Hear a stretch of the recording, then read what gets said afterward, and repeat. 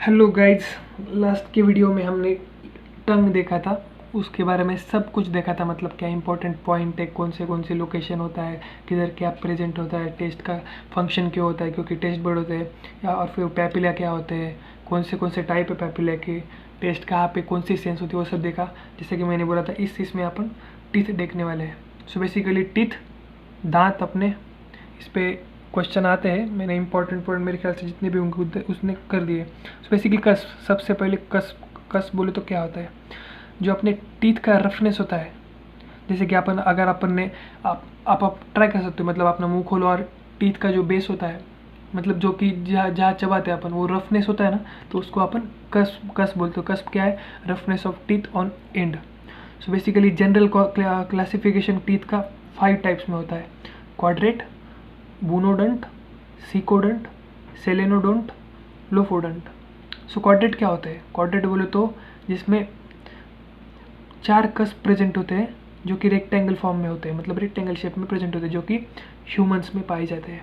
फिर बूनोडंट, जो कि राउंड शेप होते हैं टीथ, जो कि ह्यूमंस में पाए जाते हैं। फिर सिकोडोंट आते हैं, जो कि जिसके कि एजेस जो होते हैं वो शार्प होते हैं, जो कि कैट और डॉग्स में पाए जाते हैं। इसकी वजह से उनके टीथ जो होते हैं वो बहुत शार्प होते हैं, जिसको सिकोडोंट बोलते हैं।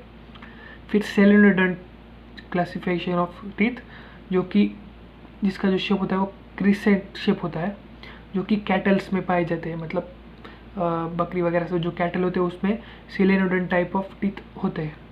फिर आता है लास्ट वाला लोफोडोंट, मतलब जो जिसके जो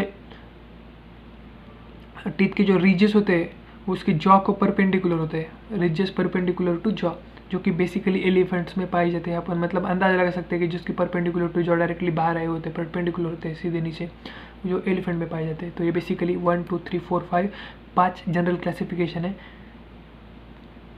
में भी पूछ सकते हैं कि मतलब विच of the following type of general classification of teeth is present in the cattles.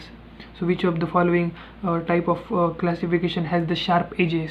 So सिकोडोंट में भी पूछ सकते हैं, मैंने जब इधर मेंशन किया है, आप से पढ़ लो। फिर आता है classification on the basis of attachment with jaw. ये तो जनरल क्लासिफिकेशन हो गया। और क्लासिफिकेशन मतलब क्लासिफिकेशन पूछते हैं, मतलब क्वेश्चन पूछते हैं, मतलब पिछली बार आया था शायद, तो इसलिए मैंने इस पर डाल दिया है, जो कि मतलब जॉ को कैसी अटैचमेंट है उस टीथ की, तो उस पर टाइप होते हैं। तो 3 टाइप है बेसिकली। पहला होता है थिकोडोंट, उसके बाद आता है एक्रोडोंट, उसके बाद आता है प्लूरोडोंट। सो थिकोडोंट बोले तो क्या होता है, तो बेसिकली जो टूथ होते हैं, जो और जो जॉ वन का जो सॉकेट होता है उसमें एम्बेडेड होते हैं, मतलब उसमें जुड़े हुए होते हैं, tooth embedded in the socket of the jaw one, जो कि मैमल्स में पाए जाते हैं, समझे। फिर एक्रोडोंट होता है जिसमें सॉकेट होता ही नहीं है, जो मतलब सॉकेट होता ही नहीं, जैसे कि थिकोडेंट में सॉकेट में एम्बेडेड होते हैं जॉ बोन के, इसमें सॉकेट होता है डायरेक्टली जॉ बोन को, ये जॉ को डायरेक्ट मतलब अटैच होते हैं। तो ये बेसिकली फिशेस और एम्फीबियंस में पाए जाते हैं। उसके बाद आता है प्लूरोडोंट, मतलब ये क्या होता है, अभी इसमें तो सॉकेट नहीं है, इसमें सॉकेट है, जॉ बोन को अटैच हो रही है। तो ये डायरेक्टली क्या होता है, जॉ मतलब इसमें जो जॉ बोन की जो रीजेस होती है, मतलब उसके जो एजेस होती है उसको डायरेक्ट फ्यूज़ होते हैं ये जो टीथ होते हैं वो, जो कि लिजार्ड में पाए जाते हैं। Okay, then the most important topic is the dental formula of this teeth. So basically पूछते हैं कि मतलब डेंटल फार्मूला क्या है इसका, उसका। तो उससे पहले कौन से टीथ परमानेंट होते, कौन से टेम्पोररी, वो देखने वाले अपन। सो बेसिकली जो ह्यूमन टीथ होते हैं वो डाइफोडोंट बोलते हैं उनको। सो बेसिकली क्या, जो मतलब 2 टाइप्स के टीथ है, टेम्पोररी और परमानेंट टीथ।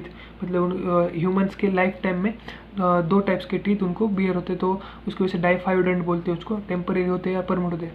जो टेम्पररी टीथ होते हैं उनकी जो संख्या होती है वो 20 होती है, और जो परमानेंट टीथ होते हैं उसकी संख्या होती है 32 टीथ। मतलब उनके पूरे लाइफ टाइम में जो टेम्पोररी टीथ होते हैं, जो कि मतलब आके गिरते हैं और उसके बाद नए आते हैं, तो बेसिकली वो 20 टीथ होते हैं। और जो परमानेंट टीथ होते हैं, मतलब हमेशा के लिए रहते हैं वो जो 32 टीथ होते हैं। तो ये उनका जो टेम्पोररी टीथ होते हैं उनका ये डेंटल फार्मूला 2102। ये जो डेंटल फार्मूला आपको पता ही होगा, half of the half jaw, बराबर। मतलब एक जॉ का हाफ जॉ का ये फार्मूला है, पता, ये ऊपर का है नीचे का, इसमें भी यही सही वही साइड डेंटल फार्मूला है। इसी पार्ट कर लो तो मतलब मेमोराइज कर लो, हो जाएगा, क्वेश्चन आता है इस पर। अभी जो टीथ होते हैं अपने ह्यूमन टीथ, वो 4 टाइप में मतलब उनके नाम होते हैं।